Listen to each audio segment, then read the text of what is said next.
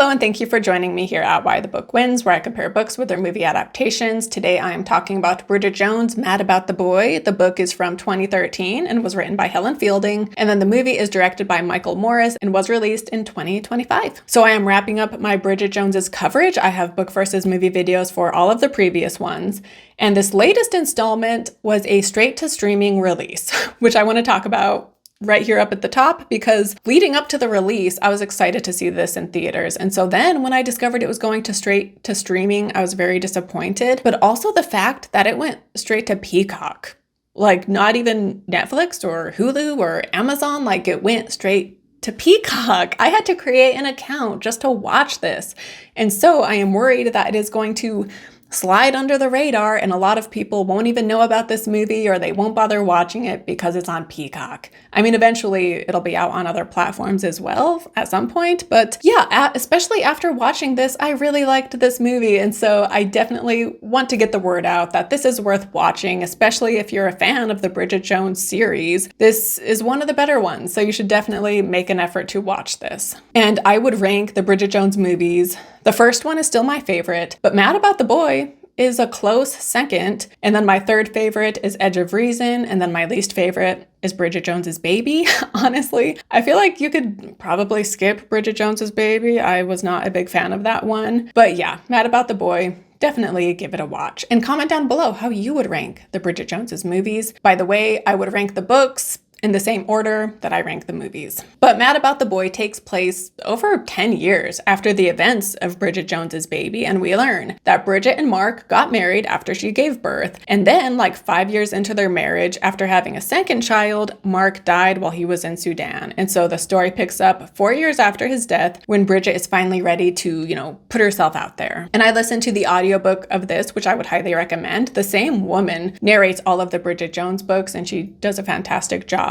And speaking of audiobooks, I am here to recommend Everand to you. So I am trying to step away from using so many Amazon related things. By the way, I no longer use Goodreads. I am now on Fable. I will not be updating my Goodreads account anymore. So follow me on Fable. I have it linked down below. And then Everand, I am now going to use instead of Audible. So I have a link down below for them as well. If you want to check them out, you get a 30-day free trial. So it's at least worth trying out for at least a month, right? And I have been using them for about a month now, and I have been enjoying it. And so, there's Libby as well, of course, but sometimes Libby has a really long wait. And so I like to have a backup option, and Audible used to be my backup, but now Everand will be my backup for audiobooks. They have ebooks too, but I have only used it for audiobooks. So yeah, anyway, I highly recommend you check out Everand for yourself. That is an affiliate link down below that I have. So if you sign up with an account, it helps me out at no extra cost to you. And again, you get a 30-day free trial, so why not at least give it a shot for free and see what you think? And from here on out, I will now be getting into the details of Mad About the Boy, which means there will be spoilers going forward. So in this book, the first man Bridget begins a relationship with is a 29-year-old named Roxster. And Bridget is over 20 years older than him, but they have great chemistry and they truly enjoy being around each other. And the age difference doesn't seem to be an issue because Roxster says he likes older women. And in the book, they meet through Twitter, which is this whole side plot of Bridget trying Twitter for the first time and trying to get more followers and all of this, which I did enjoy this aspect of her being on social media for the first time. And this book, we get back to the vibe of the first book, where it's every diary entry she starts out saying like how many calories, how many alcohol units. And here she also includes how many Twitter followers. And so I did enjoy this aspect of the book. But in the movie, they meet when she gets stuck in a tree and he works for the park. And so he helps get her down. And then her phone had fallen. And so he goes to pick it up to give it to her, and it is open to Tinder. And so then he later creates a Tinder account just so he can find her and start chatting with her. And I thought this was a great meet cute, and I did like the guy who plays Roxster. He was giving me Michael Pitt vibes, like young Michael Pitt. And yeah, I enjoyed the scenes between him and Bridget here. And in both, there is a scene in both book and movie when they are at a birthday party for one of Bridget's friends. And Bridget, she is holding this lady's dog, but then the dog ends up jumping into the pool and everyone is freaking out. And in both, Roxster jumps in and saves the dog, and everybody is just so taken with him for being the hero in this moment. And in the movie, this this scene was extra dramatic because Roxster shows up late and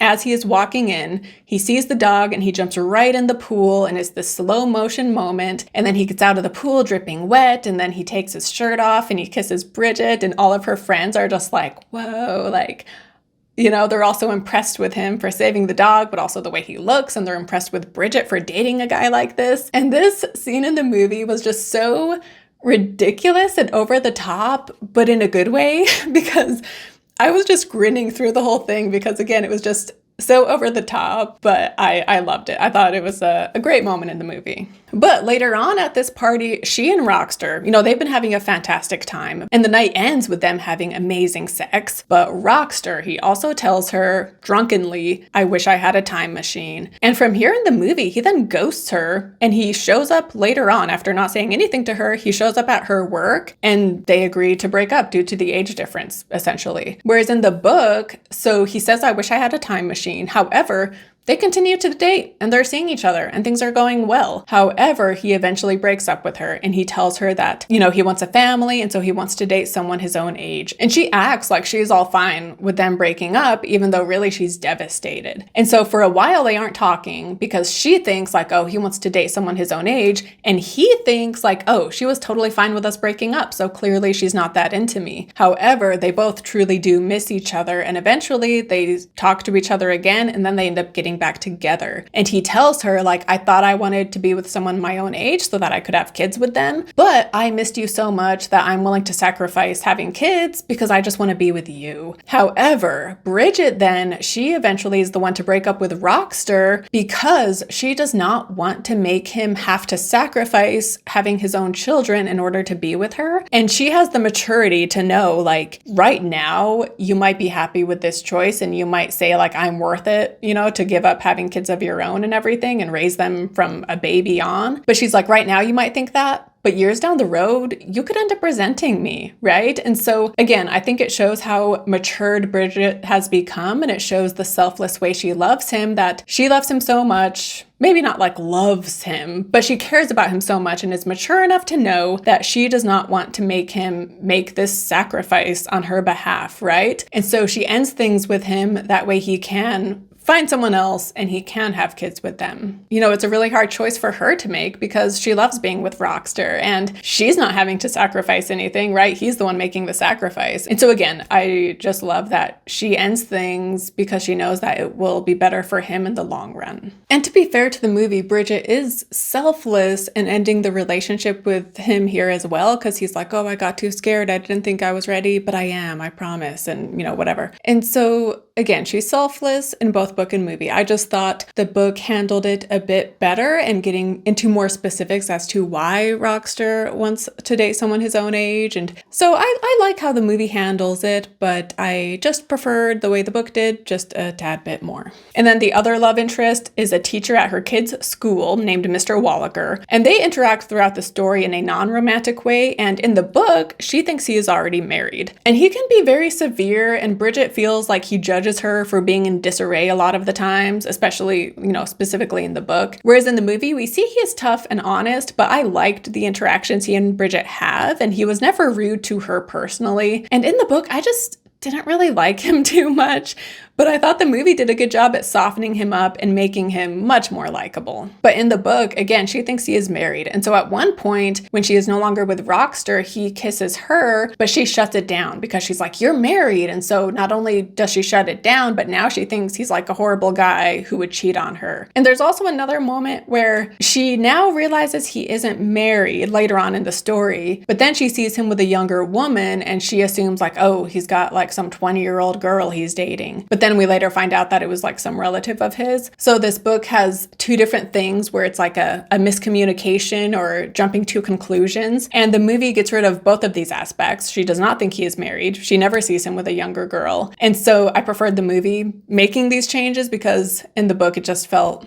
I don't know, like unnecessary complications where she just assumes she knows the full story when really she doesn't. Granted, that is very classic Bridget, right, to jump to conclusions. But yeah, I just prefer the movie where they got rid of those parts. But in the movie, we see them together during a camping trip and we see he and Bridget bond, but then we also see how her son Billy opens up to Mr. Wallaker about grieving the death of his father, Mark. And in the movie, Mark would sing Billy a song before bed, and this is a cherished memory Billy has. And so Mr. Wallaker, in the end, he helps Billy sing this song during the Christmas pageant, and Bridget is very overcome with emotion. And later she thanks Mr. Wallaker, and she says how this was the first time she felt that Billy would really be okay. And I loved this scene so much. I thought it was so sweet. And by the end of the movie and the book, she and Mr. Wallaker are together, of course. And in the movie specifically, we even get a scene where she runs after him while it's snowing and they kiss in the snow, which was very reminiscent of the first Bridget Jones. And the movie also has this side detail where Mr. Wallaker, he does not believe in life after death, basically. And Billy takes this hard since he likes to think that his dad is in heaven, right? But I like in the camping scene how he tells Billy that even in a scientific way, he's like, you can't get rid of energy, it is only transferred. And so he tells Billy, like, Mark is all around and he's also in you. And so you can never lose him because his energy is still here, basically. And then I also loved, again, during the pageant scene, Bridget says how, like, it was magical. And Mr. Wallaker kind of, like, dismisses his input in it. But Bridget is like, no, like, you created that magic. You know, the magic was created by Mr. Wallaker's kindness. And yeah, the pageant scene was just so fantastic here. And we see Ghost Mark as well. And he and Bridget look at each other. And there is, in the book, she does get emotional during the Christmas pageant, but it's just the emotion of Christmas in general and the past memories of Christmas. And so I just like what the movie did with this here, where it was a bit more direct. And yeah, I just thought it was a really great scene. And then we also need to talk about Daniel, who is back because he was not in the movie Bridget Jones's Baby, but he is here and he is just as slutty as ever. And I say that in a loving way because even though Daniel, again, he's a total scoundrel, and yet he's such a great character, and I love seeing him in these movies. And we see here, as in the book, that he is the kid's godparent, and we see the bond he has with Bridget's children, as well as the bond he and Bridget have with each other. And in both, he ends up in the hospital, and in the movie, this is because he is having heart issues. And we learn that he has a teenage son whom he hasn't seen since the kid was 2. And Daniel realizes, due to this hospital visit, that he has no real kin, quote unquote, like next of kin in his life. And so thanks to this medical emergency and to Bridget's guidance, he reaches out to his son. And when we flash forward a year in the end, his son is there and celebrating New Year's Eve with them. Whereas in the book, there is no son. However, Daniel does end up in the hospital, but it is because he has always had addictive tendencies and he goes on a bender one weekend and drinks a ton. And then like his housekeeper finds him. And so they call the hospital and he is sent to the hospital. And then later on, he goes to a rehab. And when he gets out of the rehab, he shows up at Bridget's door and he's like, can I spend time with you? Like, I'm just feeling really lonely and I want to be around people. And so we get this scene where Bridget and Chloe and other people that are at her house are all just bonding and having a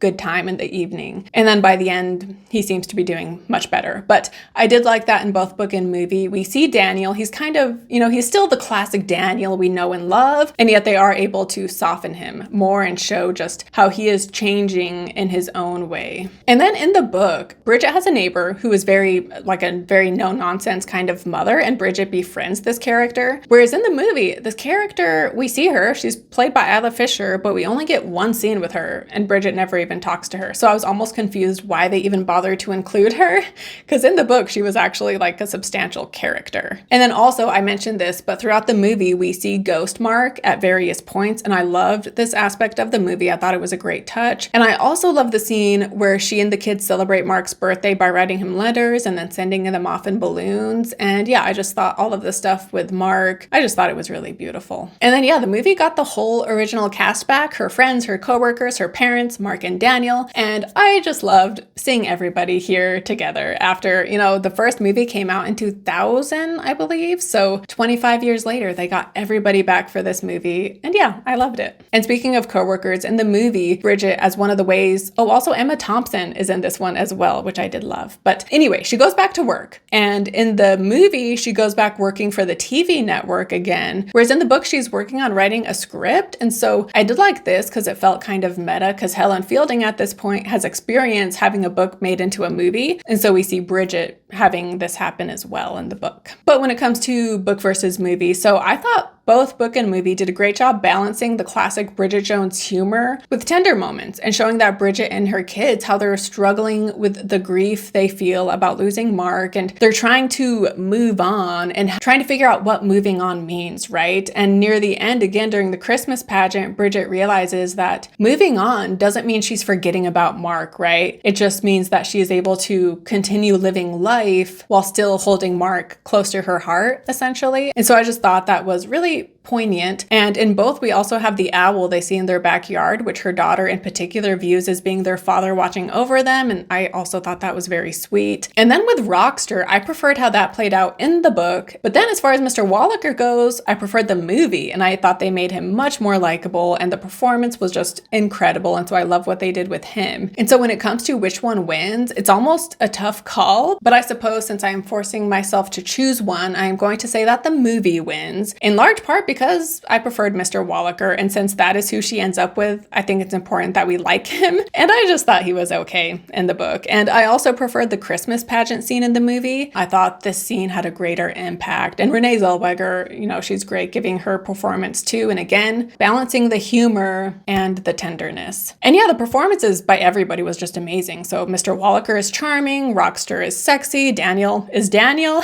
and Bridget is older and wiser, while still being very much the scatterbrained Bridget we know and love. And then Mark is there as the steady force to help her despite the fact that he's not physically there. And so, yeah, I just thought this was a beautiful conclusion to the Bridget Jones's movies franchises, and it's one I would highly recommend. And yeah, I liked the book too, so I would recommend both. But yeah, I will say that the movie wins. So let me know your thoughts down below in the comments, what you thought of this film, what you thought of the book. And again, how would you rank the Bridget Jones books and movies? Let me know down below in the comments. And also don't forget to check out Everand. So again, my affiliate link is in the description. So if you want a new audiobook app, definitely give them a go and try a 30-day free trial. And thank you to everybody who has joined me on this journey covering the Bridget Jones's books and movies. I've had a lot of fun covering these, and I'm kind of sad that it has now come to an end, unless another book or movie is made, but I guess time will tell. So again, thank you so much for watching. Don't forget to like and subscribe, and I will see you next time. Bye.